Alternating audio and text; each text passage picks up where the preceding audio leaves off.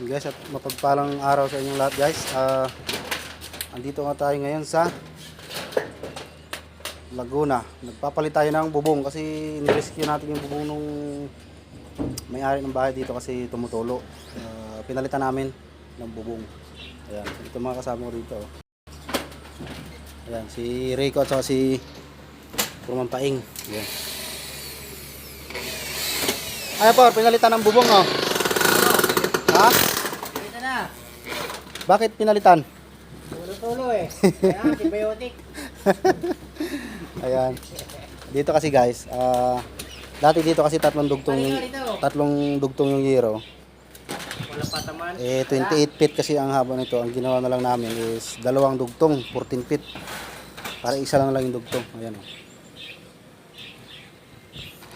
Kasi tatlong bis na to binalik-balikan daw ng mga nag-aayos, hindi maayos-ayos kasi tulo nga ng tulo. Siguro parang posibilidad namin dito tumutulo eh oh. Dito. Ayun oh, yung kurubol kasi lo. Yun guys oh.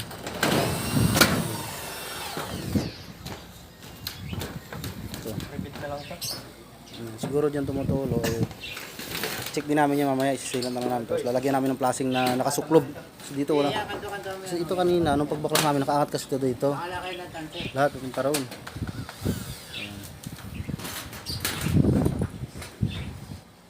Yaka mo na maganda para may... Ay, yung mga Euro Black. Ay, yung mga Euro Black class namin guys. Oh. Ayan. Ayan. Bali lang maglalagay din tayo dito ng plasing. Pupunta roon.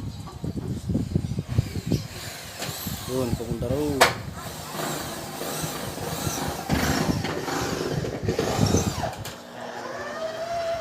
Para mawala na dito yung problema na mayari kasi laging tumutulo. Kasi ang ibaba kasi nito is ano yung service area saka maids room. Eh malaking perwisyo kasi laging tumutulo. Lalagay para sila ng timba sa loob para lang hindi kumalat yung tubig. So ngayon sana wala nang tulo. Inayos na namin. Ayusin na namin.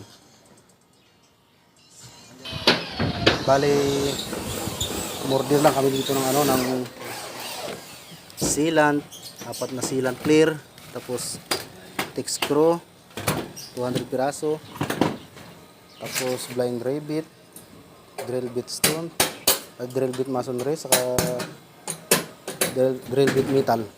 Yun lang mga kailangan para makapag ano tayo ng bubong.